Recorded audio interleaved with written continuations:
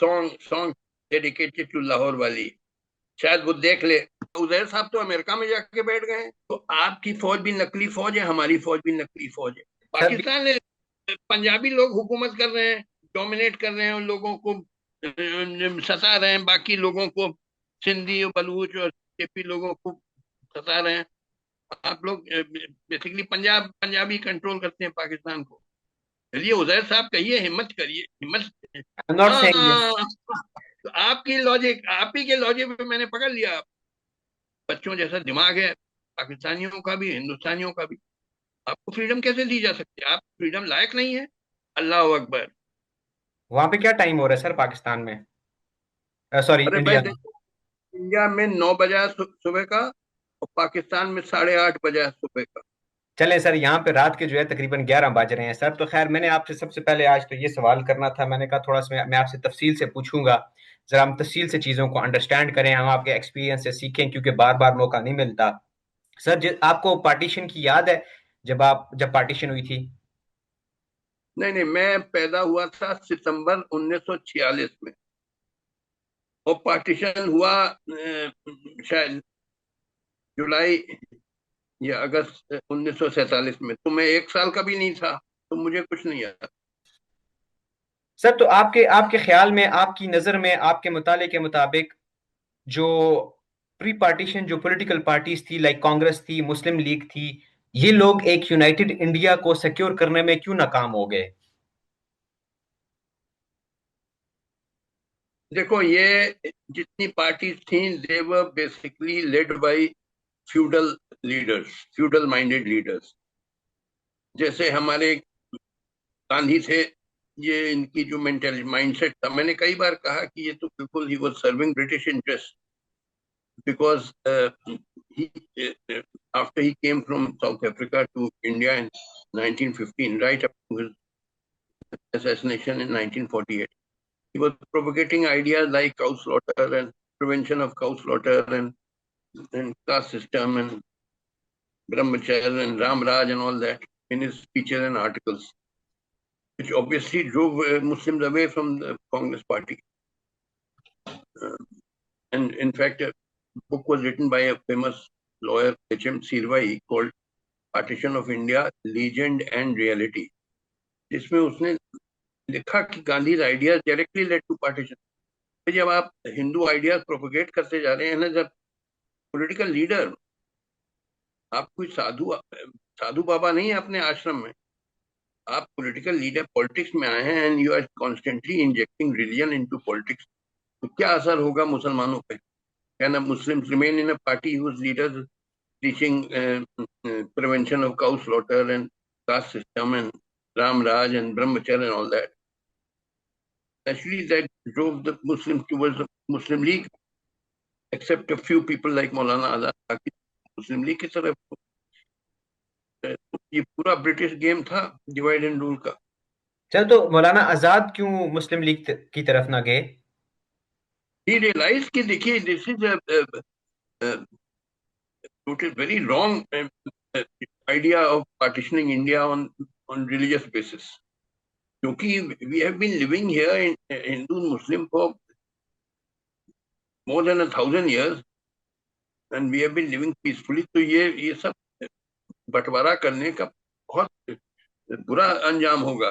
एक तो इतने लोग, क्या हुआ पार्टीशन टाइम, 10 लाख लोग मारे गए और 20 लाख बेघर हो गए, और आज तक उसका असर हम दिखाई दे रहा है, जो हॉस्टिलिटी है इंडिया पाकिस्तान में, because of which we are not being able to become a modern industrial giant, which must be our aim if we want to abolish poverty and unemployment and malnutrition and lack of healthcare, etc. We must transform India into a modern industrial giant.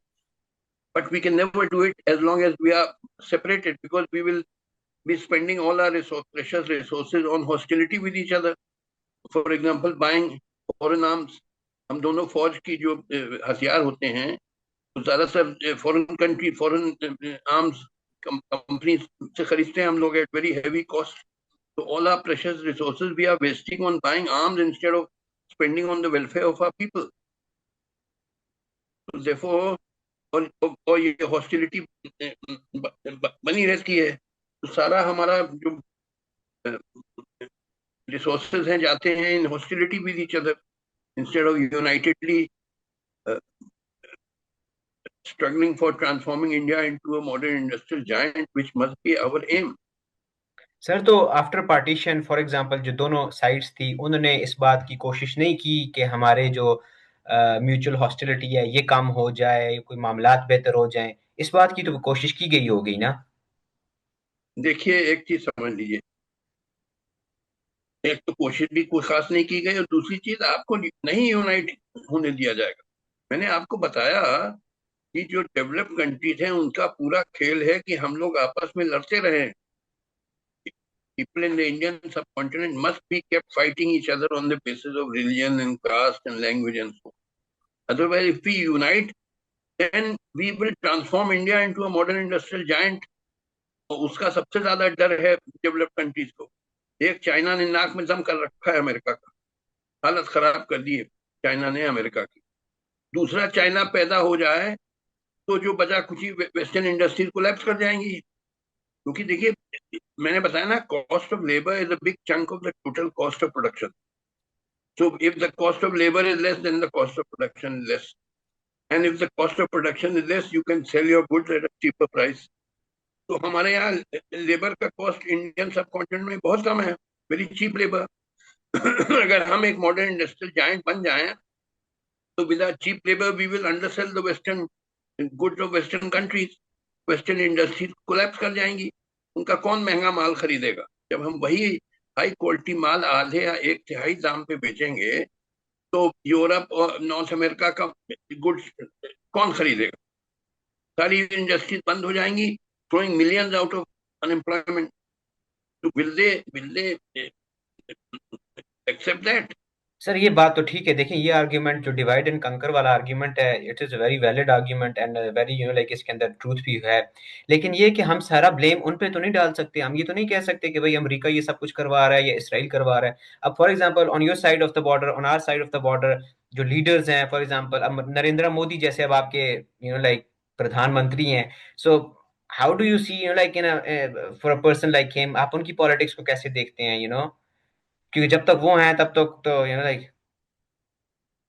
देखिए, मैं किसी का नाम नहीं लूंगा, मगर मैं बताऊं कि ये जो डेवलप कंट्रीज हैं जिनका एम है कि इंडियन सब continent must be kept backward and semi feudal and relatively less industrialised, they these developed countries operate through their agents. अब एजेंट्स कौन है आप खुद सोच लीजिए, उनके थ्रू ऑपरेट करते हैं। तो लिहाजा हम लोग डेवलप नहीं हो पाते हैं। cannot transform our country into a modern industrial giant, which must be our aim. So as long as India and Pakistan have outstanding issues like Kashmir issue, like the issue of terrorism, how do you think we can move forward towards, like having a common ground? कैसे देखिए होगा sir? Who is Kashmir going to resolve these disputes? देखिए Kashmir is no issue. Kashmir, हम कहते हैं जब Pakistan is part of India तो Kashmir is automatically also part of India. We are one country. ये तो हम लोग को डेवलप कंट्री बेवकूफ बना रहे हैं कि कश्मीर इंडिपेंडेंट है और Pakistan independent. All nonsense. We are one country and we were divided by the developed countries so that we do not become a modern industrial giant for which we have all the potential. And आपको पता है, we have a huge pool of technical talent and that is what is required for transforming India into a modern industrial giant. 15-20 साल में हम America China जैसे हो सकते हैं, मगर अगर हो गए तो उनकी इंडस्ट्रीज कोलैप्स कर जाएंगी। आप समझिए पूरा खेल क्या चल रहा है दुनिया। अंडरस्टैंड? देखिए, दो दो स्ट्रगल्स चल रहे हैं वर्ल्ड वर्ल्ड पॉलिटिक्स में, आप सब समझ लीजिए। एक स्ट्रगल ये है कि एक तरफ तो यूएसए और यूरोप का अलायंस हो गया है और दूसरी तरफ रशिया और चाइना का अलायंस हो गया। And these two alliances of big powerful countries are hostile to each other. They will not attack each other with nuclear weapons, otherwise both will be destroyed and they know it, but they fight through proxies. एक तो ये struggle चल रहा है world. दूसरा struggle जो चल रहा है कि developed countries are determined that underdeveloped countries must not be allowed to become developed countries, जैसा जो मैंने आपको अभी बात बताई। क्योंकि अगर हम लोग डेवलप्ड हो जाएं, then with cheap labour we will undersell the developed countries. उनका माल कोई नहीं खरीदेगा, उनकी फैक्ट्रियां, हजारों फैक्ट्रियां बंद हो जाएंगी, लाखों करोड़ लोग बेरोजगार हो जाएंगे। तो क्या वो आसानी से ऐसा होने देंगे? नहीं, इसका जबरदस्त वो करेंगे, मुखालफत करेंगे। और मुखालफत करने का तरीका है लड़वाओ हिंदू मुसलमानों को, लड़वाओ कास्ट के बेसिस पे, लैंग्वेज के बेसिस पे। ये पूरा खेल चल रहा है। तो ये दो वर्ल्ड स्ट्रगल्स चल रहे हैं, मैंने आपको जो बताया। सर देखें, कश्मीर को for the sake of argument हम कह दें कि कश्मीर को हम इशू नहीं मानते हैं, लेकिन ऑन द ग्राउंड तो लोग इशू मानते हैं ना सर। हमारे मुल्क में तो लोग कश्मीर को इशू समझते हैं। वो कहते हैं कश्मीर तो like sort of part of Pakistan है, या उसको इंडिपेंडेंट होना चाहिए, या हम दोबारा इंडिया के साथ नहीं जाएंगे, हम इंडिया का हिस्सा नहीं बनना चाहते। ये तो मतलब देखिए ये बात की जा सकती है, सॉरी देखें, sorry I am cutting you of, ये बात की जा सकती है कि yes Pakistan is part of India, Kashmir is part of India, yes वो बात तो इन थ्योरी की जा सकती है, लेकिन ऑन द ग्राउंड तो सर ये बात नहीं है। आपने हमारे आर्मी चीफ का भी बयान सुना होगा कि हम एक लाइक नेशन है। ये जो पुलवामा पहलगाम से पहले उन्होंने एक वो तकरीर की थी सर, तो ऑन द ग्राउंड तो रियलिटी डिफरेंट है ना। देखिए कोई डिफरेंट नहीं है, ये बेवकूफ बनाया जा रहा है आपको। पाकिस्तानी लोग बड़ा चिल्लाते हैं कि कश्मीर दे दो हमको, कश्मीर दे दो। तो जाइए, आप जाइए कश्मीर, बंदूक लेके जाइए। नहीं तो आप तो अमेरिका, उजैर साहब तो अमेरिका में जाके बैठ गए हैं। और बड़ी हमदर्दी है कश्मीरियों के लिए। इतनी हमदर्दी थी, जाते बंदूक लेके कश्मीर को आजाद कराने। पाकिस्तानी कोई लड़ेगा नहीं पाकिस्तान कश्मीर के लिए। सब उधर जैसे जाएंगे अमेरिका मौज करने हैं। और मोदी नहीं बातें है। बड़ी बड़ी। नहीं नहीं, तो आप जाइए, अब लौटिए पाकिस्तान, जाइए बंदूक लेके कश्मीर जाइए, अगर आपको इतनी हमदर्दी है कश्मीरियों के लिए। तो यही सब नाटक है, ड्रामाबाजी मत करिए। पाकिस्तानी लोग ड्रामाबाज बहुत बहुत है। कि साहब हमें मर गए, हम कश्मीर के बगैर मर गए, मर गए। अरे तो जाओ कश्मीर लड़ने के लिए बंदूक लेके। कितने पाकिस्तानी जाएंगे? जब ये उनसे कहो तो कह रहे साहब मैं, हम तो नहीं जाएंगे, हम तो उधर है, हम तो अमेरिका जाएंगे, मौज करना है हमको, हमको अपनी जान दे। जान कौन दे? जान बड़ी प्यारी है ना आप लोगों को। तो लिहाजा ये आपकी जो ये बड़ा सेंटिमेंटल जो बहुत अटैचमेंट है कश्मीर से, ये ड्रामाबाजी है और कुछ नहीं है। एक भी एक भी पाकिस्तानी जाएगा नहीं लड़ने के लिए कश्मीर। अगर इतना तुम्हें शौक है पाकिस्तान कश्मीरियों को आजादी दिलाने का, तो जाओ लड़ने के लिए। नहीं जाएंगे तो जान कौन गवाए? हम तो मौज करने, हमें आराम की जिंदगी चाहिए। हम क्यों क्यों जो अपनी जिंदगी तबाह कर दें? ये सब ड्रामाबाजी मुझे मत सिखाइए। कोई हमदर्दी नहीं है पाकिस्तान। ये सब तो एक मुद्दा आपको मिल गया, एक मुद्दा मिल गया चिल्लाने का कि पाकिस्तानी लोग मर रहे हैं, सीने में बड़ा दर्द हो रहा है कश्मीरियों के लिए। कोई दर्द नहीं हो रहा है आपको। आप अपना मौज मस्ती करना चाहते हैं, कोई बस ये ऊपर से ड्रामाबाजी है और कुछ नहीं। सर तो हमारा पानी भी तो बंद कर दिया ना। पानी नहीं बंद किया ना। देखिए ऐसा है, हमने इस पे एक इंटरव्यू में कहा कि ये देखिए एक चीज समझ लीजिए। जी जी। ये कहा गया कि इंडियन गवर्नमेंट ने कि हमने इंडस वाटर ट्रीटी को सस्पेंड कर दिया। जी तो ट्रीटी सस्पेंड करने के लिए क्या इंडस नदी में पानी बहना बंद हो जाएगा?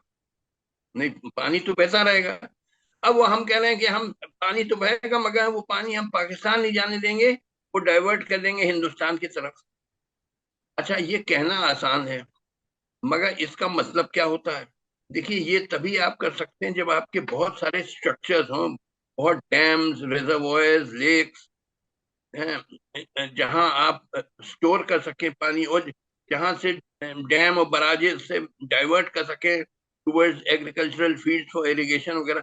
ये सब है नहीं हिंदुस्तान में। और बनाने में 10-15 साल लगेंगे और बड़े महंगे हैं। वो कहना आसान है कि हम पानी जो नदी का पानी पाकिस्तान जाता है उसको हम डाइवर्ट कर देंगे इनटू इंडिया। मगर where are the structures where you can store this water? Where are the dams, the barrages, the reservoirs, the lakes and the canals from which the water in the dam or barrage will flow? कुछ नहीं है। तो क्या वो पानी आप हम कहें कि इंडिया में आएगा तो इंडिया को दिल्ली दिल्ली भर जाए पानी से, फुल ऑफ वाटर हो जाए। क्या इन्हें कहना आसान है, how will you practically implement it? ये जो सस्पेंड किया है ना Indus water treaty, it can't be implemented because you don't have the structures for that. आप समझे ना, ये सब कहने की बात है, ड्रामाबाजी है और कुछ नहीं है। लेकिन सर एक बैड फेथ तो होता है ना, चले हमारे जो काइनेटिक ऑपरेशंस एक दूसरे के खिलाफ हुए, ऑपरेशन सिंदूर में, बुनियादुल मरसूस में, लेकिन पानी को क्यों, इंडस वाटर ट्रीटी को छेड़ने की क्या जरूरत थी? अच्छी भली ट्रीटी चल अरे रही यार, थी। ये सब पॉलिटिक्स है यार, पॉलिटिक्स, इससे वोट मिलता है, वोट। ये हमने पाकिस्तान को मारा, धड़ाधड़ वोट मिलेगा हमें। सर पाकिस्तान की जो एयरफोर्स है उसके बारे में क्या कहेंगे सर? उसने इंडिया के काफी जहाज गिराए हैं सर ना आपकी एयरफोर्स है ना हमारी एयरफोर्स। आपकी एयरफोर्स वो चाइनीज एयरफोर्स है, वो चाइनीज जेट्स और चाइनीज मिसाइल से, वो आपके बनाए हुए नहीं थे। तो ये मत कहिए ये पाकिस्तानी एयरफोर्स। हाँ, पायलट्स होंगे Pakistani, but all the jets and missile all Chinese. और हमारे भी ये रफाइल वगैरह, रफाइल से कोई फ्रेंच एंड रशियन थे। तो ना आपकी कोई एयरफोर्स है ना हमारी कोई एयरफोर्स। ये कहने की बातें हैं। देखिए ऐसा है, आपकी जो फौज है और हमारी जो फौज है, ये इनको हम कहते हैं फर्जी फौज। जो मुल्क अपने हथियार नहीं बना सकता है, उसकी फौज भी फर्जी होती है। जैसे इंडिया की फौज, पाकिस्तान की फौज, ये कौन से हथियारों से लड़ती है? ये फॉरेन फॉरेन आर्म से लड़ती है, foreign jets, foreign missiles, foreign tanks and artillery and submarine aircraft के लिए, सब ऑल मेड अब्रॉड। उनसे खरीद के बड़े बड़े महंगे दाम पे आते हैं। आपकी भी फौज खरीदती है, हमारे भी waste huge amount of precious money which should be used for the welfare of our people. तो हम खरीदते हैं फॉरेन कंट्री से। तो आपकी फौज भी नकली फौज है, हमारी फौज भी नकली फौज है। आपकी फौज बस 10 दिन से ज्यादा लड़ाई नहीं लड़ सकती है, ना हमारी 10 दिन से ज्यादा लड़ाई लड़ सकती है। और 10 दिन लड़ाई में इकोनॉमी का कंज्यूमर निकल जाएगा, क्योंकि एक एक मिसाइल 10-20 लाख या उससे भी ज्यादा रुपए के आते हैं। 10 दिन में सब खत्म हो जाएंगे। फिर आपको फॉरेन कंट्री जाना पड़ेगा कि भाई हाथ जोड़ के कि हमको और मिसाइल दो, हम खत्म हो गए। तो 10 दिन से ज्यादा ना आप लड़ सकते हैं ना हम लड़ सकते हैं, क्योंकि हम फॉरेन फॉरेन हथियारों से लड़ते हैं।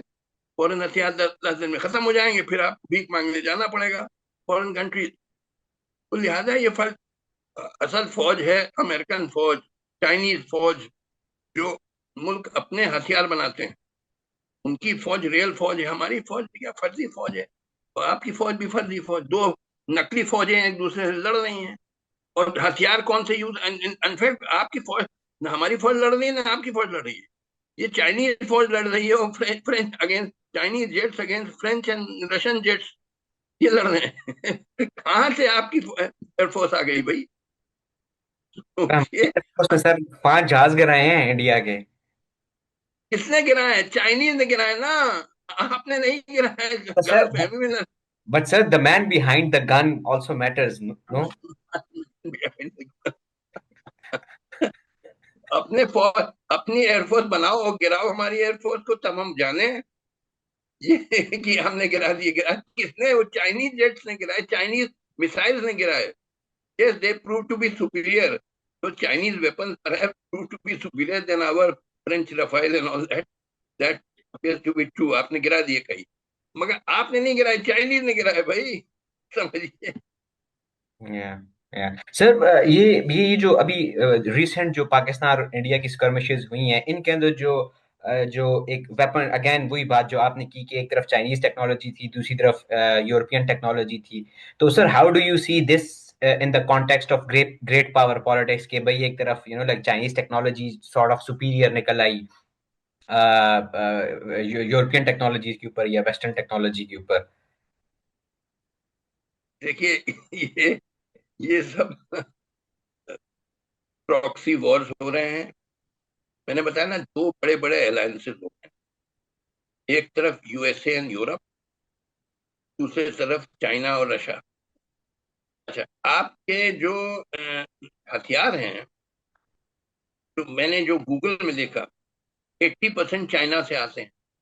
80% सर? आप गूगल देखिए, this is what I saw on Google, all your aircraft, your missiles, और भी वो सब आते हैं चाइना से 80%। This is what I saw on Google. तो लिहाजा ये तो चीनी फौज लड़ रही है भाई, आप तो लड़ ही नहीं रहे हैं, आप तो फौज कर रहे हैं। आप समझते हैं आसिम मुनीर लड़ रहे हैं? आप समझते हैं शहबाज शरीफ लड़ रहे हैं, या मरियम नवाज शरीफ लड़ रही हैं? दैट प्लास्टिक कोटेड लेडी, सुना सर उनका वाइट चेहरा प्लास्टिक सर प्लास्टिक का बना हुआ है। सर मेरा आपसे आज मैंने एक वीडियो बनाई है अपने यूट्यूब चैनल के लिए। उसका जो टाइटल था वो ये था, चिल्ड्रन ऑफ हायर गॉड्स। तो उसका जो सब्जेक्ट था वो डायनेस्टिक पॉलिटिक्स था। Maryam Nawaz Sharif, Bilawal Bhutto Zardari, and on your side of the border, you have your own Gandhis and all those. So dynastic politics के बारे में क्या कहेंगे? How it has affected the political and social system of our countries? देखिए, feudal times में राजा का लड़का राजा होता है, चाहे नालायक हो, पागल हो, बेवकूफ हो, मगर वो he will be the king. तो हमारी कंट्रीज अभी भी सेमी फ्यूडल है, इंडिया पाकिस्तान वगैरह सेमी फ्यूडल कंट्रीज है। तो वो अब जैसे आपके भुट्टो फैमिली, बड़ी उनकी जमींदारी सिंध में, they have huge amount of land, very vast, thousand of acres of land है, फ्यूडल। और वहां तो कोई जमींदारी एबोलिशन भी नहीं हुआ, जैसा हम लोग का तो हो गया था। आप लोगों के जमींदारी एबोलिशन भी नहीं हुआ, तो बड़े बड़े जमींदार हैं अभी तक। And this Bhutto family is one of them, tons of money, जबकि बाकी अवाम आपकी बहुत गरीब है। तो ये वो चला आ रहा है कि वो क्या, शाहनवाज भुट्टो साहब के बेटे जुल्फिकार अली भुट्टो की बेटी बेनजीर भुट्टो का बेटा, अब ये कौन आ गया, बिलावल भुट्टो, यही सब चल रहा है। हमारे तरफ ये है कि जवाहरलाल नेहरू, फिर इंदिरा गांधी, फिर राजीव गांधी, फिर वो सोनिया गांधी और राहुल गांधी। हमारे यहाँ भी यही सब चल रहा है। Feudal countries, backward feudal countries है आपकी भी हमारी भी। फ्यूडल कंट्रीज में राजा का लड़का राजा होता है, चाहे नालायक हो, बेवकूफ हो, पागल हो, he will be the king. तो इसको खत्म करने का क्या तरीका है? इसको खत्म करना चाहिए? को खत्म करना चाहिए। You have to transform the country into a modern industrial giant. इससे फ्यूडलिज्म डिस्ट्रॉय हो जाएगा। जब एक industrialisation destroy feudalism, to understand. तो जहां आपका रैपिड इंडस्ट्रियलाइजेशन होगा, ही फ्यूडलिज्म डिस्ट्रॉय हो जाएगा। सर अब थोड़ा ग्लोबल पॉलिटिक्स पे मैं आपसे इंसाइट लेता हूँ। ये सर यूएस को और वेस्ट को रशिया से क्या मसला है?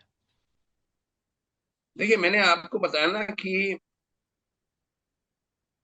दो बड़े अलायंसेस हो गए हैं दुनिया में, एक तरफ यूएसए और यूरोप, और दूसरी तरफ रशिया और चाइना।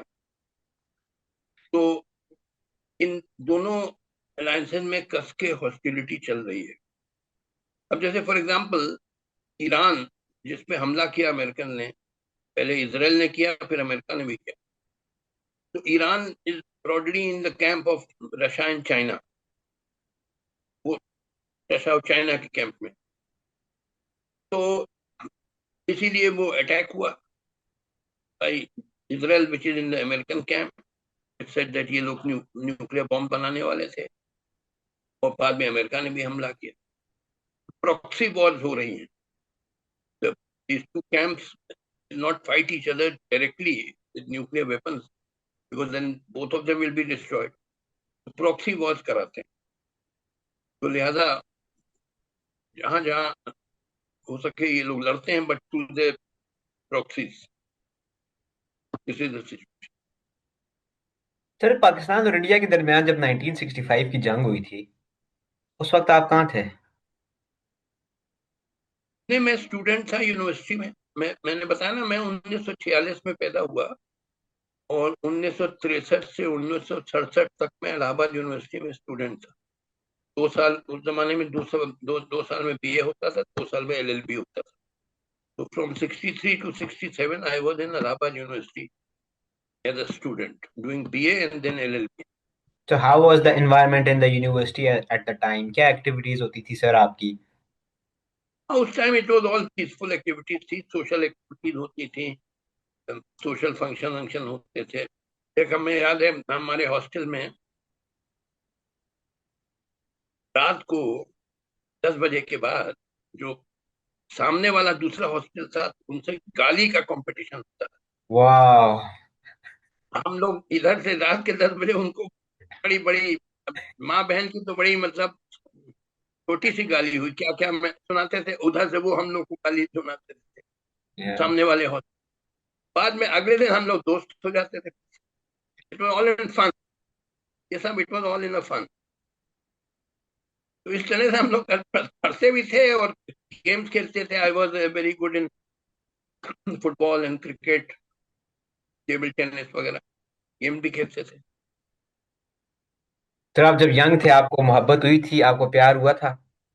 अरे छोड़ो यार ये सब, तुम्हारे जले पे नमक छिड़क रहे हो तुम। नहीं सर, ये तो असल बात तो यही है, ऐसी भी तो आना है। अब छोड़ो एक जवानी मेरी बाद में चल के मेरी एक तुम्हारी लाहौर वाली से इश्क हो गया था। अब मैं क्या उसका हुआ था डिटेल सर? बताना नहीं। सर कुछ तो भाई बताएं। अरे वो अब क्या बताएं यार, फिर वो शादीशुदा है, हम नहीं चाहते हैं उसको सर नाम एम्बेरसमेंट हो। मत लें आप, वैसे बताएं। वो she is an assistant professor या associate professor of English literature in government college for women Lahore. Right now? Yes. वाह सर वाह। बाद में शायद एसोसिएट प्रोफेसर हो गए। तो अब फेसबुक मैसेंजर में हम लोग की बहुत दोस्ती हो गई, वेरी इंटीमेट। ओके। अब बाद में फॉर सम रीजन हो सकता है उसके हस्बैंड को मालूम हो गया या क्या, आई डोंट नो कि फिर उसने रास्ता तोड़ दिया। She stop contact. समझे? या। लाहौर अभी भी हम कभी कभी फेसबुक पे डालते हैं song song dedicated to Lahore वाली, शायद वो देख ले। या। बाकी को बता नहीं सकते हैं क्योंकि ये it will B breach of trust. I sir मैं डोंट भी वांट टू एम्बैरस। या सर मैं भी यूट्यूब के ऊपर देख रहा था कि आपके ऊपर केसेस हुए थे इसके सेडिशन वगैरह के। अरे केसेस क्या हुआ देखिए, एक बार क्या हुआ, मैं फेसबुक पे कभी कभी मजाक भी करता हूँ। अक्सर सीरियस बात करता हूँ मगर कभी कभी लाइटर वेन में मजाक भी होना चाहिए ना। जी जी। तो मैंने पेज पे डाला कि भाई ये पाकिस्तानी लोग बड़ा चिल्लाते हैं कि कश्मीर दो हमें। तो हमको कहना चाहिए उनसे कि ठीक है हम आपको कश्मीर दे देंगे एक शर्त पे कि कश्मीर के साथ आप बिहार भी ले जाइए। क्योंकि बिहार। अगर आप, हाँ बिहार, बिहार एक प्रोविंस है जी। East east of UP. तो मैंने कहा कि दोनों लेंगे तब हम देंगे, अकेले कश्मीर नहीं देंगे। अच्छा ये मैंने मजाक में डाल दिया, मैं कौन हूँ बिहार देने वाला मैं रिटायर्ड आदमी में। अच्छा मगर जो हल्ला मचा बिहार में, हर शहर में मेरे खिलाफ। तो सर हम बिहार के बारे में बात कर रहे थे, हमारी रिकॉर्डिंग बीच में रुक गई थी, तो प्लीज कंटिन्यू। देखो मैं अपने फेसबुक पेज में ज्यादातर तो सीरियस बातें लिखता हूँ, मगर कभी कभी मजाक भी करता हूँ क्योंकि भाई लाइफ में थोड़ा सा एंटरटेनमेंट भी होना चाहिए। तो एक बार मैंने फेसबुक पोस्ट डाला कि ये लोग पाकिस्तानी लोग बड़ा चिल्ला रहे हैं कि कश्मीर दो हमें। तो हमको कहना चाहिए पाकिस्तानियों से किसी के कश्मीर देंगे एक शर्त पे कि तुम बिहार भी ले लो। बिहार एक प्रोविंस है ईस्ट ऑफ यूपी, बड़ा तो जो रिएक्शन हुआ पाकिस्तान में, उफ, जो मेरा फेसबुक पोस्ट मैंने जो डाल दिया, भाई मजाक में डाला। भाई मैं कौन हूँ बिहार को देने वाला, पाकिस्तान को। मैं रिटायर्ड आदमी हूँ, मैं कैसे दे सकता हूँ ये? समझना चाहिए था कि मैं मजाक कर रहा हूँ। मगर अब भाई अब उन लोगों की अकल है।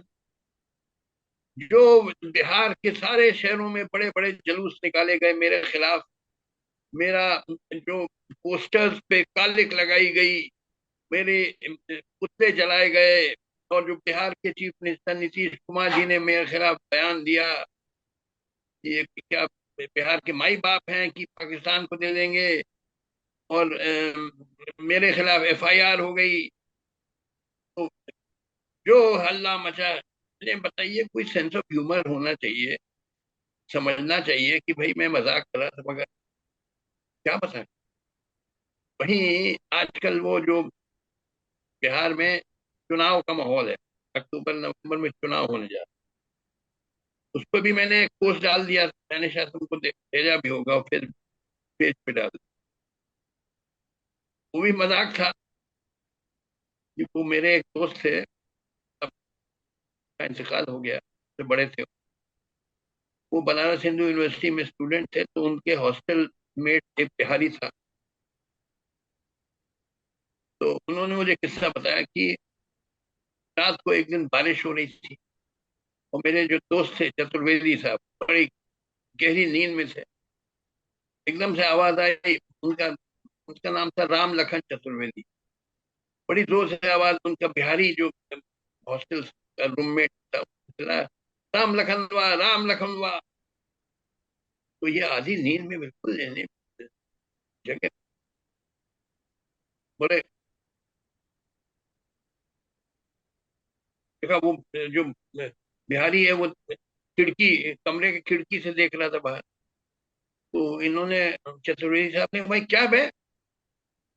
तो बोला, बिजुली। बिजुली मतलब बिजली, लाइटनिंग, बिजुली कैसे? तो चतुर्वेदी साहब ने कहा, क्या है, क्या हुआ? बोला, चमकत बा, यानी चमक रही है। तो इस पे जो उन्होंने, चतुर्वेदी साहब ने बिहारी को गाली दी और फिर सो गए, मेरी नींद खराब कर दी। तो ये भी मैंने डाल दिया। अब वो जो रिएक्शन आने लगा, मैंने कहा भैया मैं मजाक कर रहा हूँ, ये सेंस ऑफ ह्यूमर डेवलप करना। एक बार जी मैंने उड़ीसा, हमारे यहाँ एक स्टेट है उड़ीसा, उड़ीसा वालों पे भी मैंने डाल दिया एक पोस्ट की, भाई 2300 साल पहले जो एम्परर अशोक ने जो पिटाई करी थी उड़ीसा वालों की बैटल ऑफ कलिंग में, जी। अभी तक इन लोग के होश उड़े हुए हैं। ये मैंने डाल दिया मजाक में। अरे साहब, जो हल्ला मचाओ, मेरे मेरे खिलाफ जुलूस निकले, पुतले जलाए गए, ओके। एक बार मैंने डाल दिया फेसबुक पे कि साहब, एक ऐसा था, एक सरदार जी थे, तो उनको इनविटेशन मिला एक डिनर पार्टी का, तो उसमें इनविटेशन कार्ड में लिखा था, ब्लैक टाई ओनली। ब्लैक तो tie on. Sardar ji, black tie only, तो सरदार जी जब पहुंचे डिनर पार्टी में, देखा लोग पैंट और शर्ट भी पहने हुए थे। क्या समझे? जी जी। वो नंगे चले गए थे, बस सिर्फ सिर्फ टाई, वो लिखा था ब्लैक टाई ओनली, वो ब्लैक टाई पहना, न शर्ट न पैंट। अच्छा, मैंने डाल दिया। अच्छा भाई, ये मजाक था। जो हल्ला मचा कि वो पिटिशन हो गई सुप्रीम कोर्ट में, कुछ सरदारों ने फाइल करी कि बैन, उन्होंने मांगा सुप्रीम कोर्ट से, मांगा एक ऑर्डर बैनिंग सरदार जी जोक। हालांकि सुप्रीम कोर्ट ने कहा ये सब फ्रिवलेस पिटिशन है। सर कहने का मतलब, ये जो लोगों खालिस्तान को, वाले हैं, इनको इंडिया इंडिपेंडेंस देगा नहीं देगा? किसको? खालिस्तान वालों को। अरे वो सब फ्रॉड है, कुछ नहीं, ऑल स्टंट, कोई खालिस्तान कुछ नहीं। तो क्या इनकी वो देखो, इनकी हम पहले चाहते हैं आजादी, आपके बलूचिस्तान की हम चाहते हैं, तो बड़ा रहम। जुल्म कर रहे हैं बलूची लोगों पे। बल्कि बलूच लोग पहले पाकिस्तान जब इंडिपेंडेंट हुआ, Balochistan was not not a part of it, तो जिन्ना ने माना कि इंडिपेंडेंट कंट्री, फिर आपने जबरदस्ती 220 दिन बाद फौज भेज के जबरदस्ती कब्जा कर लिया। तो तो हम लोग कश्मीर के चाहते हैं साथ आप, आपने यही किया। आप आजादी दीजिए बलूच लोगों को, हमारी ये मांग है। Sir, Balochistan is a part and parcel of Pakistan. Balochistan is an internal problem, internal internal, like वो पाकिस्तान के साथ जुड़ा हुआ है। कश्मीर तो सर मतलब कश्मीर के अंदर भी आप लोगों ने फौज भेज के कश्मीर हासिल कर लिया। आप लोग बलूचिस्तान को भी आजादी दीजिए, सिंध को आजादी दीजिए, और केपी को भी आजादी दीजिए। सर पाकिस्तान ने, पंजाबी लोग हुकूमत कर रहे हैं, डोमिनेट कर रहे हैं, उन लोगों को सता रहे हैं, बाकी लोगों को, सिंधी और बलूच और केपी लोगों को सता रहे हैं। आप लोग बेसिकली पंजाबी कंट्रोल करते हैं पाकिस्तान को, तो पंजाब ले लो हमको, बाकी सबको हमको इंडिया को दे सर बलूचिस्तान अगर आजाद हुआ तो इंडिया के साथ तो नहीं आएगा। दो। अच्छा चलिए, इंडिपेंडेंट हो जाए, इसमें आप सेटिस्फाइड हैं? इंडिया के साथ ना नहीं, इंडिपेंडेंट। बलूचिस्तान क्यों इंडिपेंडेंट हो जाए सर, मतलब why does India want Balochistan to be independent. तो बलूचिस्तान देखिए, आप हिस्ट्री पढ़िए। जब 14 अगस्त सन 47 में आपका इंडिपेंडेंस डे हुआ पाकिस्तान का, Balochistan was not a part of it, and Jinnah agreed that it is independent country. वो करीब 220 दिन बाद आपने फौज भेज दी, वो जबरदस्ती वो खान और खलत से जबरदस्ती बंदूक दिखा के उसके सर पे तान के आपने दस्तखत करा लिए। खान और खलत है या खान और खलत है क्या है? वो इंडिपेंडेंट था 220 दिन तक, इट रिमेन इंडिपेंडेंट कंट्री। फिर आपने फौज भेज के उसको जबरदस्ती कब्जा कर लिया, तो आप तो उसको आजादी दी। सर कश्मीर की जी मीटिंग में हूं मैं। सर मैं तो कश्मीर के अंदर भी तो सर यही हुआ था, आप लोगों ने फौज भेजी थी। नहीं, फौज तो हम देखिए, हम तो कह रहे हैं कि कश्मीर तो हमारा है, पाकिस्तान हमारा है भाई। और ये तो ना आपको भी बनने वाली, सर ये तो ना बनने वाली बात हुई, ये तो शुरू से ही फ्रॉम बनेगी, बनेगी। वी वर 500 साल तक हम लोग एक मुल्क थे। एम्परर अकबर के जमाने से हम एक मुल्क थे, 500 साल से। ये तो अंग्रेजों की शरारत थी कि बंटवारा करा दिया। वी आर वन कंट्री, हम देखें लोग सर एक मुल्क। मेरी एक, सर मेरा भी एक छोटा सा आर्ग्यूमेंट है। दो भाई होते हैं, उनके दरमियान उनके अब्बा जी एक होते हैं, वो जमीन दोनों को अलग अलग करके दे देते हैं। तो भाइयों की जमीन जो है वो फिर हमेशा जब तक भाई जिंदा होते हैं, उनकी आगे आने वाली नस्लें जो आती हैं, जमीन अलग होती है, हर किसी की अपनी अपनी जमीन होती है। ऐसा नहीं होता कि भाई आके कहें कि हाँ आज हम दोबारा जो है जमीन बराबर कर लेते हैं, जोड़ देते हैं और हम मिल बांट के खाते हैं। ऐसा तो सर कभी नहीं हुआ। दो है ही नहीं। आप कह रहे हैं दो भाई, दो नहीं, एक है। आपकी जो सोच है उसमें यही गलती है। आप कहते हैं दो भाई है, दो भाई, दो भाई नहीं है, एक ही आदमी है भाई। हम India Pakistan are one one country, not two. यही आप में सोच, आपकी सोच में कमी है। आप समझते नहीं है। तो सर मैं ये लोग समझ। ऐसा था, सुनिए, बड़ा मजेदार किस्सा सुना सुनाए सुनाए। है। ऐसा था कि एक बार हमारे यहाँ दिल्ली में एक इफ्तार पार्टी हुई थी। तो एक बहुत बड़े बिजनेसमैन से, वो हर साल देते थे, मेरे दोस्त थे, उनका इंतकाल हो गया। कमल मुरार का उनका नाम था। तो मुझे भी बुलाते थे, मेरे दोस्त। और बहुत बड़े बड़े दिल्ली के लोगों को इनवाइट किया जाता था। तो एक बार मैं गया, तो वहाँ Pakistan high commissioner to India थे उस जमाने में। उनका नाम था सुहेल महमूद। सुहेल महमूद नाम था। बाद में वो फॉरेन सेक्रेटरी भी बने पाकिस्तान से। आजकल कोई वो टर्की में कोई इंटरनेशनल ऑर्गेनाइजेशन के हेड हैं। उस जमाने में जब ये इफ्तार में मैं गया था, ये 4-5 साल पुरानी बात है। तो सुहेल महमूद साहब थे Pakistan high commissioner to India. उनको मेरे बगल में बैठा दिया गया वो इफ्तार पार्टी में। तो मैंने उनसे कहा, सुहेल साहब, मैंने कभी पाकिस्तान देखा नहीं है, मैं सुना है बड़ी खूबसूरत जगह है पाकिस्तान में, बड़ी देखने की ख्वाहिश है।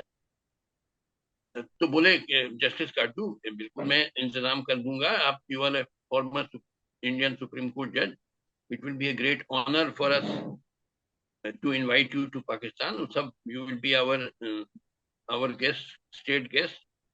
सब मैं इंतजाम करा दूंगा, ये सब कह दिया। और उन्होंने अपना विजिटिंग कार्ड मुझे दे दिया। विजिटिंग कार्ड में टेलीफोन नंबर, ईमेल आईडी, ये सब लिखा था। फिर मैं वो इफ्तार पार्टी के बाद घर जो लौटा, बार बार उनको टेलीफोन करूं, बार बार उनको ईमेल भेजूं, कोई जवाब। न टेलीफोन उठाए, न ईमेल का जवाब। फिर मैं समझ गया कि शायद उन्होंने अपने सुपीरियर से कंसल्ट किया होगा इस्लामाबाद में, फॉरेन सेक्रेटरी या फॉरेन मिनिस्टर से, कि ऐसा है, जस्टिस काडू आना चाहते हैं पाकिस्तान देखने के लिए, तो उनके सुपीरियर ने कहा होगा कि देखो इससे दूर रहो, ये बड़ा खतरनाक आदमी है, ये तो हमको मुल्क ही नहीं मानता है, ये तो कहता है पाकिस्तान फर्जी मुल्क है, तो इससे दूर रहो। मुझे लगता है यही, क्योंकि अदरवाइज इन्होंने खुद मुझे एक विजिटिंग कार्ड दिया था, और मैं बार बार टेलीफोन करूं, ईमेल भेजूं, कोई जवाब ही नहीं। तो लिहाजा मैं तो बड़ा बदनाम हूँ आपके पाकिस्तान में। मैं तो देखिए, एक ही, मगर मैं आपको बता दूं, अच्छी चीज बताऊं। पहले मैं कहता था पाकिस्तान फर्जी मुल्क है, तो मुझे बड़ी गालियां देते थे पाकिस्तानी लोग। आज मैं यही बात, वही बात कहता हूँ, तो कई अग्री करते हैं मुझसे, कई Pakistani agree with me that we are one country. ये अंग्रेजों की बदमाशी थी जो हम लोग को ये बंटवारा कर दिया। I we are don't one agree. Country. You may not agree, but you will not abuse me, या you may true. Disagree with. या ट्रू। पहले तो गालियां पड़ती थी साहब, माँ बहन की न जाने क्या क्या मुझे गालियां पड़ती थी, जो मैं कहता था पाकिस्तान फर्जी मुल्क। भाई आप डिसएग्री करिए, you have in a democracy, two people have a right to disagree, there is nothing wrong, but why should you abuse. पहले मुझे गालियां पड़ती थी। अब जी। पाकिस्तानी लोग गालियां नहीं देते हैं, कई तो मुझसे अग्री करते हैं। मैं आपको बताऊं, कई मुझसे अग्री करते हैं। हालांकि एक है आपके यहाँ दफा, नोट कर लीजिए, कागज कलम है आपके पास, जी जी नोट सर, करिए। ये section 123 capital A, Pakistan penal code, note करिए। सेक्शन सेक्शन 103 पे। 123 capital A, 123 capital A, Pakistan penal code. जी। ये कहता है कि इफ यू से और write anything against partition, it is a criminal offence, और 10 साल की सजा है इसमें, ये 10 साल की सजा हो सकती है। तो लोग डरते हैं। मैंने तो इंडियन रियूनिफिकेशन एसोसिएशन बनाया है, जो चल रहा है, मैं उसका पेट्रन हूँ। जिसका ऑब्जेक्ट है कि to peacefully peacefully reunite India, Pakistan, Bangladesh. मगर आपके कोई पाकिस्तानी में हमारे मेंबर ही नहीं बनते हैं। क्यों नहीं बनते हैं? डर के मारे कि मेंबर बने तो 10 साल के लिए जेल भेज दिए जाएंगे, हाँ ना सर, क्योंकि मतलब हम, मसला है ना। हाँ, तो डर लगता है। आप लोग डरपोक कौम है ना, तो लिहाजा आप लोग कोई हमारे मेंबर ही नहीं बनते हैं, डर के मारे कि हमको पकड़ लिया जाएगा और सेक्शन 123 ए में 10 साल के लिए जेल भेज दिया जाएगा। तो लिहाजा अभी हमारे यहाँ बहुत चैप्टर बन गए इंडिया में, मगर पाकिस्तानी लोग नहीं है, सर पाकिस्तानी एक्सेप्ट। लोग, असल में पाकिस्तानी लोग रीयूनिफिकेशन की तरफ जाना ही नहीं चाहते ना।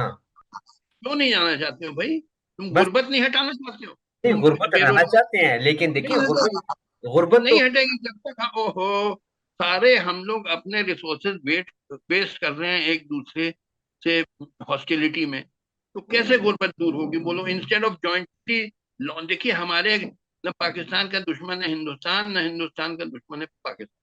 हम दोनों के दुश्मन है गुर्बत, बेरोजगारी, महंगाई, भुखमरी, lack of health care, lack of good education. ये हमारे कॉमन एनिमी भाई। हम दोनों गरीब मुल्क हैं, गरीब मुल्क एक दूसरे के दुश्मन कैसे हो सकते?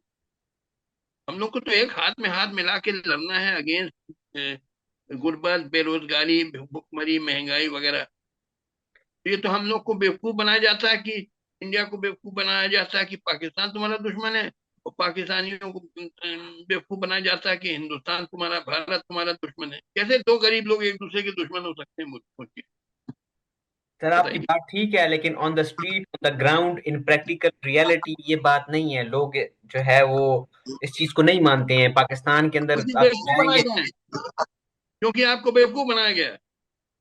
आपको बेवकूफ बनाया गया कि इंडियन जो है ज्यादातर हिंदू है तो दुश्मन है। बेवकूफ बनाया गया है आपको। सर आप जो सैम्यूल पी हंटिंगटन को तो जानते ही होंगे, उनको पढ़ा होगा आपने। मैंने नहीं पढ़ा है, कौन क्या? नहीं पढ़ा सर? उन्होंने जो सिविलाइजेशनल क्लैश का जो उनका थीसिस था अरे वो, आप। हाँ, वो पूरा वो सब नॉनसेंस है, छोड़िए वो सब, छोड़िए, कहाँ आप सिविलाइजेशन क्लैश फैल रहे हैं। वो है कि western civilization against eastern civilization, something like that, वो सब नॉनसेंस है, छोड़ो। उसका कोई मानने ना मतलब। हम ये कह रहे हैं कि हम लोग एक हैं भाई, we are one country, we have to reunite.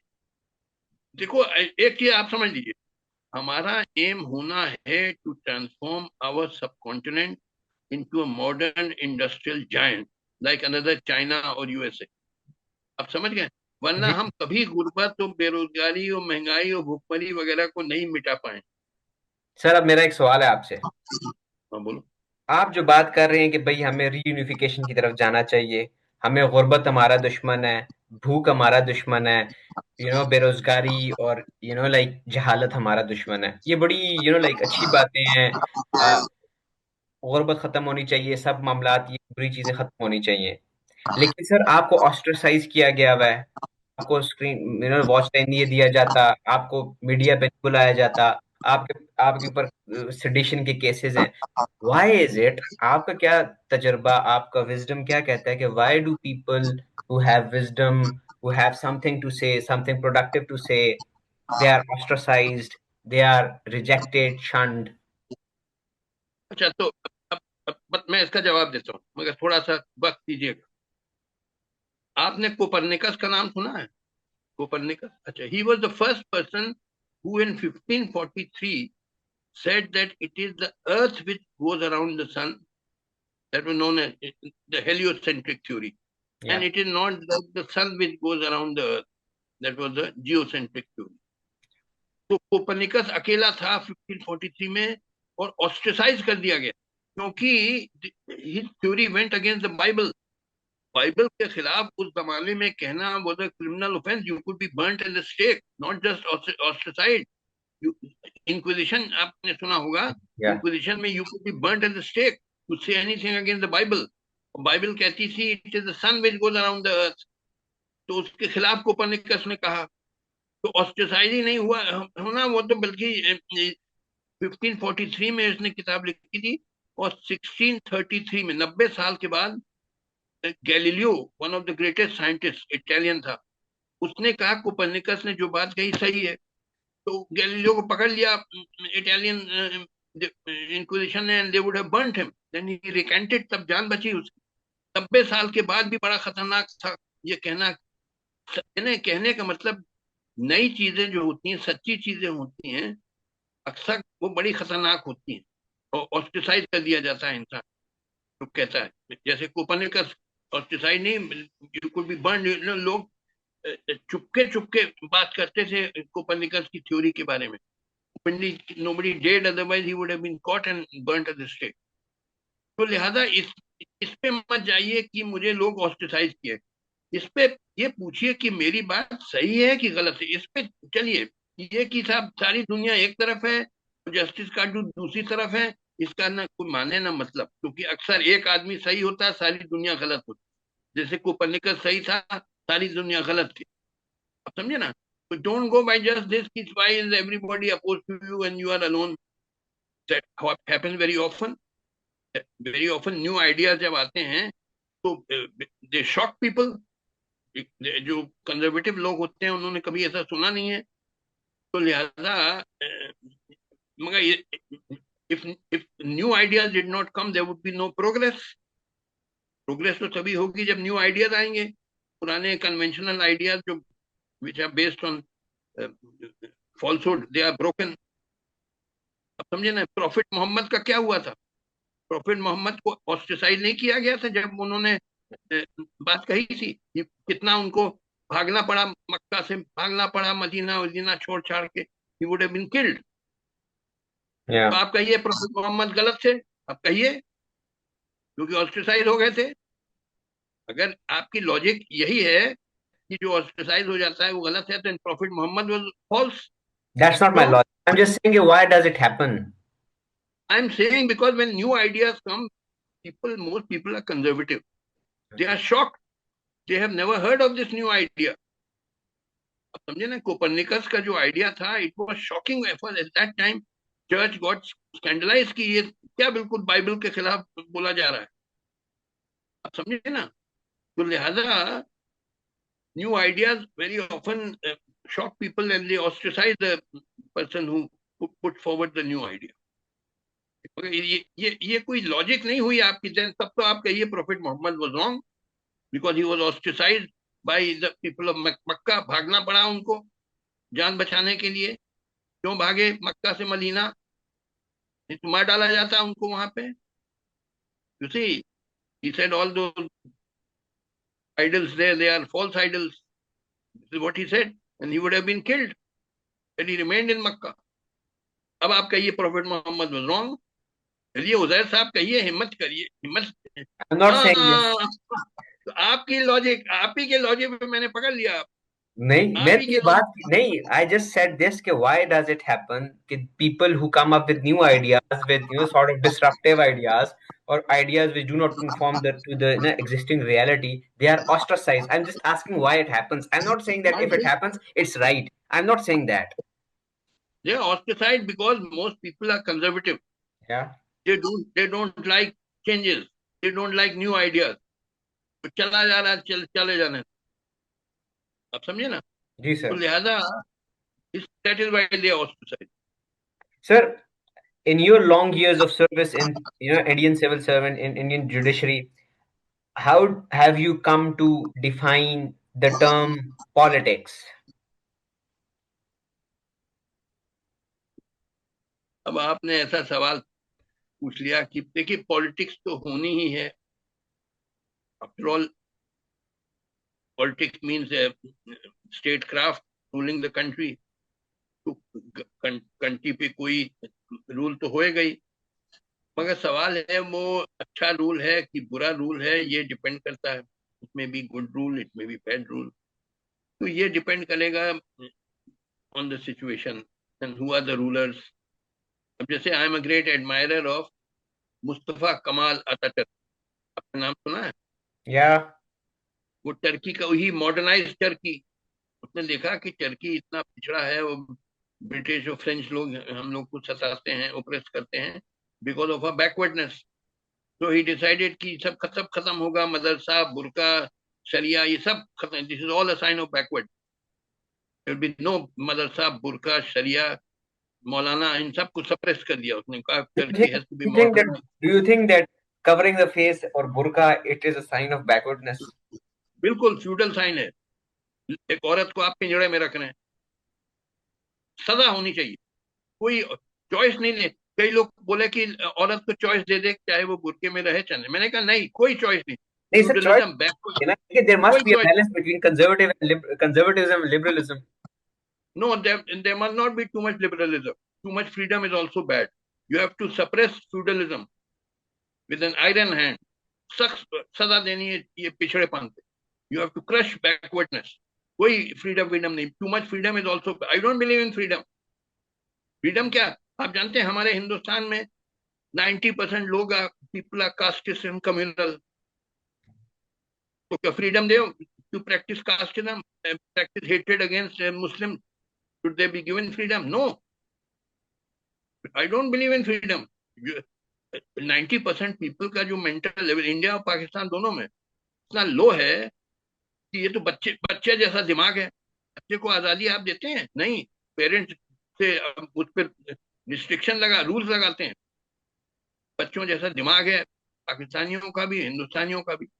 आपको फ्रीडम कैसे दी जा सकती है? आप फ्रीडम लायक नहीं है. फ्रीडम का मतलब तब दी जा सकती है जब आपका एक एजुकेशन हो जाए, एक हाई लेवल ऑफ कॉन्शियसनेस और एजुकेशन और पॉलिटिकल कॉन्शियसनेस हो जाए. आप लोगों की बड़ी लो लेवल है. आप पाकिस्तानी में तो बिहेव करते हैं. अब देखिए आपके इमरान खान साहब थे, कई लोग आजकल ट्विटर पे मैं देखता हूँ फ्री इमरान खान चिल्ला रहे हैं. ट्विटर पे आप देख लीजिए. मैंने डाला पोस्ट, मैंने कहा लिखिए ये इमरान खान साहब जब आए थे पॉलिटिक्स में, ये on the platform of honesty in public life, यही तो प्लेटफॉर्म था, ईमानदारी. मगर इन्होंने देखा कि सिर्फ इलेक्शन नहीं जीता जा सकता है. You have to make compromise. तो जो 2018 के चुनाव में इन्होंने पीटीआई टिकट दे दिए to numerous dubious electables, corrupt sugar barons वगैरह को टिकट दिए. 2018 का जो चुनाव हुआ पार्लियामेंट्री इलेक्शन इन पाकिस्तान, तो सब भूल गए अपनी ईमानदारी. करप्ट लोगों को टिकट दिया और वो क्या नाम है रिलीजियस एक्सट्रीमिस्ट की सपोर्ट ली. और वो आतिफ मियाँ क्योंकि अहमदी थे, आपने उनको निकाल दिया from Pakistan economic advisory council. अरे भाई, सपोजिंग somebody says कि Prophet Muhammad was not the last prophet, there was another prophet after supposing somebody से, आपका क्या सर काट रहा है वो, आपका हाथ काट रहा है, पैर काट रहा है, और वो कह रहा है कहने दो तुम, आप मत मानिए, आप कहिए नहीं prophet Mohammad was the last prophet. मगर कोई कहे अगर प्रॉफिट मोहम्मद के बाद भी एक प्रॉफिट हुआ है, तो क्या उसने आपकी गर्दन काट ली, आपका हाथ काट दिया, पैर काट दिया? कुछ नहीं किया। आप अपनी बात मानिए, वो अपनी बात मानने दो। मेरी ईमान कहते हैं गुलाम अहमद साहब, प्रॉफिट तो नहीं, वो सब प्रॉफिट कहते हैं, मेहदी कहते हैं, चाहे जो भी हो। सपोजिंग दे से he was another profit, how have they harmed you?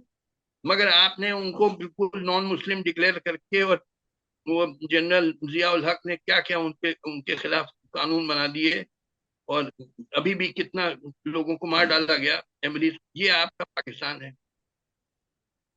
Minorities पे जो जुल्म हो रहा है। बात हो रही है, रिकॉर्डिंग हो रही है। तो ये आपका मुल्क है, समझाओ तो चीखने चिल्लाने लगे। मैंने कहा देखो, secularism is the only way out. Secularism does not mean you can not practice your religion. Secularism means religion is a private affair. It will have nothing to do with the state, and the state will have no religion. ये होता है secularism. Does not mean that religion is abolished. आप practice करिए, बेशक आप जो मस्जिद जाना चाहें, मंदिर जाना चाहें, गिरजा जाना चाहें, जहाँ जाइए, freedom, but the state will have nothing to do with religion. यही चल सकती पॉलिसी जो ग्रेट मुगल एम्परर अकबर की पॉलिसी थी। तभी मैं उसको मानता हूं the father of the Indian nation, Mughal emperor Akbar. उसकी पॉलिसी का नाम था सुलह ए कुल, give equal respect to all religions and communities. इसीलिए देखिए Mughal empire lasted so long, 300 years, because it was inclusive, सबको साथ लेके चलता था। हिंदू हिंदू मुस्लिम क्रिश्चियन सबको बराबर रिस्पेक्ट मुगल एम्पर अकबर ने दिया। और इसके थोड़े औरंगजेब के टाइम पे कुछ कंट्रोवर्सी हुई, but otherwise Mughal broadly secular, giving equal respect to everybody. वही पॉलिसी चल सकती है आज भी हिंदुस्तान, क्योंकि इतनी डाइवर्सिटी है इस subcontinent of India. I told you, I have explained ki why there is a diversity. It is because this is a country of immigrants. 94% लोग जो हिंदुस्तान, पाकिस्तान, बांग्लादेश में रहते हैं, वो यहाँ के ओरिजिनल इनहेबिटेंट नहीं है। आप नहीं है, आप हो, मैं, हम लोग, हमारे एंसेस्टर्स नॉर्थ नॉर्थ वेस्ट से आए थे। ओरिजिनल इनहेबिटेंट एक वक्त कहा जाता था कि ड्रेविडियंस थे, मगर अब ये एक्सेप्टेड थ्योरी है कि ड्रेविडियंस भी बाहर के थे, और original inhabitants were sir the वो pre sir Dravidian tribal. Sir आप जो बात कर रहे हैं ये लाइक आसानी से समझ में आ जाने वाली बात है कि यार पॉवर्टी को खत्म करो, इंटरफेथ हार्मनी होनी चाहिए, सुकून में रहो, पीस में रहो, एक दूसरे का ख्याल रखो, इंडस्ट्रियलाइजेशन करो, एजुकेशन हासिल करो, लिटरेसी फॉर ऑल होनी चाहिए। ये बातें समझ में आ जानी चाहिए, मतलब कोई भी रीजनेबल बंदा ये बात सुनेगा वो कहेगा यार ये तो बड़ी अच्छी बात है। बट व्हाई इज इट कि ये हो नहीं पा रहा है? हो नहीं पा रहा है। एक तो जो जो जो डेवलप कंट्रीज हैं, उनका पूरा खेल मैंने आपको बार बार बताया।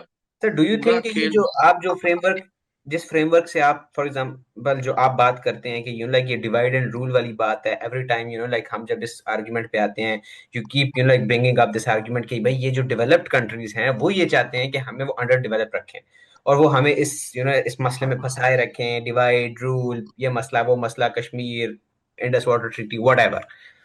डू यू थिंक ये इतना सिग्निफिकेंट मसला है कि वो हमें डिवाइड रख रहे हैं? बिल्कुल दैट इज द रीजन। आप इसको मैं बार बार समझाया, of course they use their local agents. The developed countries, they don't do it directly, they do it through their local agents. कि लड़वाओ, हिंदू मुस्लिम लड़वाओ, कास्ट के बेसिस पे लड़वाओ, लैंग्वेज के बेसिस पे लड़वाओ, ये पूरा खेल है। और लोकल एजेंट्स को यूज किया जाता है। और देखिए, क्योंकि इतनी डाइवर्सिटी है हमारे सब कॉन्टिनेंट में, तो उसका फायदा उठाते हैं ये डेवलप कंट्रीज। क्योंकि इतनी रिलीजन, इतनी लैंग्वेजेस, इतनी कास्ट वगैरह हैं, तो बड़ी आसानी से हम लोग को लड़वाया जा सकता है, taking advantage of our diversity. मगर देखिए, डाइवर्सिटी अच्छी चीज भी हो सकती है, बुरी चीज भी हो सकती देखिए फॉर एग्जाम्पल आपका यूएसए है जहां आप रह रहे हैं, आप अमेरिका में रह रहे हैं ना, बड़ी डाइवर्सिटी है, इतने सारे रिलीजन्स हैं, इतनी कल्चर्स के लोग आए। पहले देवर द नेटिव अमेरिकन जिनको रेड इंडियंस कहते थे, फिर यूरोपियन, कई कंट्रीज के लोग, यूरोपियंस आए, अफ्रीकन आए, लैटिन अमेरिकन वगैरह, बहुत डाइवर्सिटी है यूएसए में।